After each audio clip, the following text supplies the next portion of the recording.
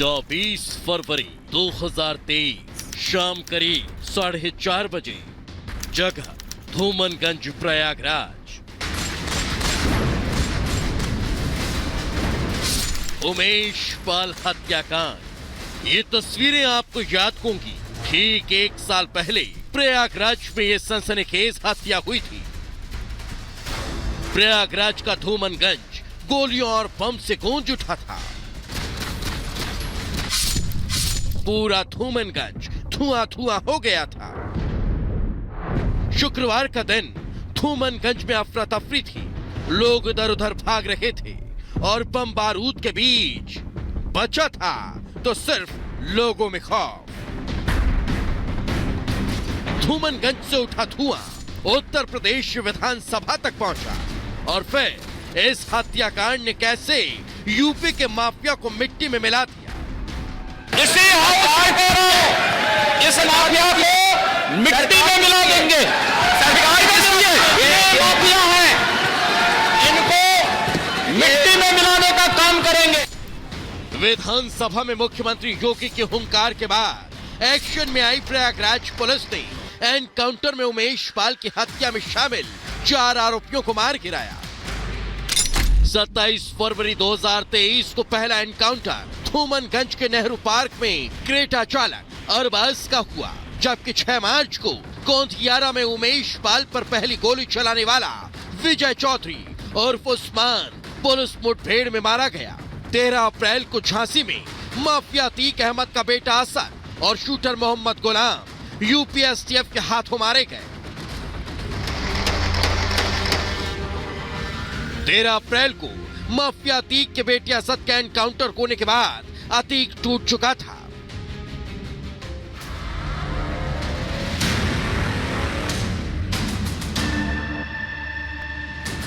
यही वजह है कि जब सुनवाई के लिए अहमदाबाद से प्रयागराज लाया जा रहा था तब अतीक लगभग सरेंडर कर चुका था।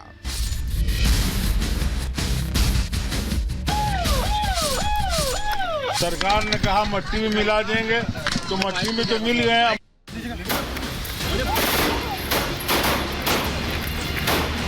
15 अप्रैल 2023 अतीक अहमद और उसके भाई अशरफ को प्रयागराज में अस्पताल के बाहर पत्रकारों के भेष में आए 3 शूटर्स सनी, लवलेश और अरुण ने गोलियों से भून दिया। करीब 18 राउंड गोलियां चली, उसमें से 8 गोली केवल अतीक अहमद को लगी।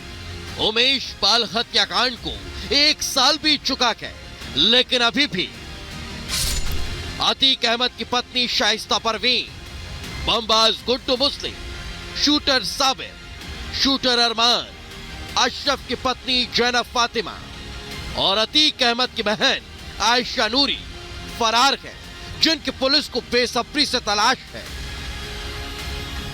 जो कहा है मुख्यमंत्री जी ने, वो अपराधी मारे गए, वो उन्होंने अपना वचन पूरा किया। जो अभी भागे हैं इनको भी वो कड़ी से कड़ी सजा दें। ये है कि आज अगर ये ना मारे गए होते तो मेरे बच्चे और हम लोग भी ना रहते। और उन्होंने जो शासन प्रशासन से इतनी बड़ी सुरक्षा दी है उससे हम लोगों को बहुत राहत है। और आगे के लिए जो फैसला करेंगे मुख्यमंत्री के ऊपर हमें पूरा भरोसा है। माननीय मुख्यमंत्री जी का और नरेंद्र मोदी जी का मैं दोनों जन का धन्यवाद करूंगी, क्योंकि उन्होंने जो मुझे न्याय दिलवाया है वो किसी भी सरकार में नहीं मिल सकती थी, और जो उन्होंने किया बहुत अच्छा किया।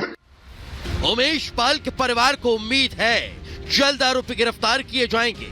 उत्तर प्रदेश के मुख्यमंत्री योगी के एक्शन का ही नतीजा था कि यूपी में क्राइम रेट में भारी गिरावट दर्ज की गई और एनसीआरबी के मुताबिक यूपी में क्राइम रेट 11.28% तक गिर गया है।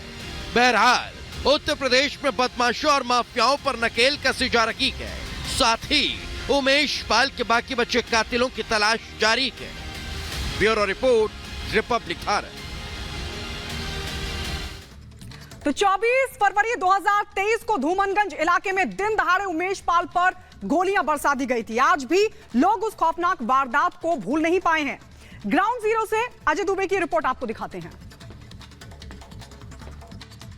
आज ही के दिन प्रयागराज की सड़कों पर उमेश पाल की हत्या कर दी गई थी। घुमनगंज के गलियों में घटनाक्रम घटा, वहां हम मौजूद हैं और सड़क के जिस हिस्से पर हम खड़े हैं, उमेश पाल की गाड़ी उस दिन आज से ठीक 1 साल पहले इसी जगह पर रुकती है जहां पर हम खड़े हैं। यहां पर सबसे पहले गाड़ी रुकती है और गाड़ी के पीछे एक और गाड़ी रुकती है जिसमें से उतरकर हमलावर उमेश पाल की तरफ आते हैं, सीधे हमला शुरू कर देते हैं। और हमला होने के बाद सबसे पहली जो तस्वीर दिखती है कि एक सिपाही गाड़ी में ही रह जाता है और एक सिपाही उमेश पाल इस गली की तरफ भागते हुए दिखाई देते हैं। दिन में तकरीबन 3:30 बजे के बाद का वो समय था और गिरते आगे की तरफ भागते हैं। पीछे पीछे तमाम जो हमलावर थे वो बढ़ते हुए जाते हैं, रास्ते भर गोलियां चलती हैं और इसके बाद जब आगे भागते हुए निकलते हैं उमेश पाल और जो दूसरे सिपाही, तो फिर बम मारे जाते हैं उनके ऊपर, जो इस गली से गुजरते हुए बम फेंके जाते हैं। और देखिए ये वो जगह है जिस जगह पर बम मारा गया था। और उसके बाद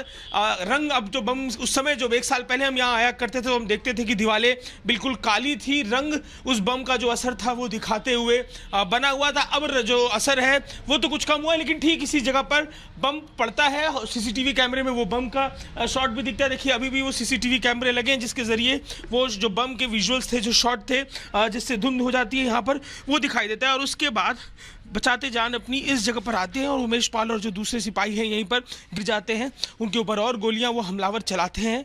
हमलावर लगातार गोलियां चलाते हैं। तकरीबन 4 बजे के आसपास ये सब घटनाक्रम यहाँ पर घटता है और हमला करने के बाद, गोलियां चलाने के बाद 3 लोगों की ठीक इसी जगह पर हत्या करने के बाद वो हत्यारे यहाँ से भाग निकलते हैं, जिसके बाद पूरा प्रशासन उन्हें खोजने लग जाता है। बेहद ही संगीन तरीके से घटना घटी और इस घटना के घट जाने के बाद इस पूरे इलाके में कोहराम, दहशत का माहौल था। लगातार जो पुलिस की टीमें हैं यहाँ पहुंचने लगी, परिवार प्रोटेस्ट पर आ गया और लगातार इस पूरे हिस्से में जो लोग हैं दहशत में आ गए। तो देखिए 1 साल हो गए उमेश पाल हत्याकांड को, लेकिन उस हत्याकांड के बाद माफिया भी मिट्टी में मिल गया। हम आपको ग्राफिक्स के जरिए बताते हैं कि कैसे उमेश पाल के गुनहगारों का हिसाब किया गया। देखिए 27 फरवरी 2023 एनकाउंटर में अरबाज ढेर हो गया। जी हां, एक आरोपी यह भी था। 6 मार्च 2023 को देखिए इस एनकाउंटर में विजय चौधरी को ढेर कर दिया गया। माफियाओं का कैसे हिसाब किया गया वो हम आपको बता रहे हैं। 13 अप्रैल 2023 का वो दिन, एनकाउंटर में असद और गुलाम ढेर कर दिए गए। ये तमाम वो लोग हैं जिनको ढेर किया गया। 15 अप्रैल 2023 को अतीक और अशरफ की हत्या कर दी गई। ये वो तमाम आरोपी थे जो उमेश पाल के हत्याकांड से जुड़े हुए थे और अब भी कुछ लोगों की तलाश जारी है।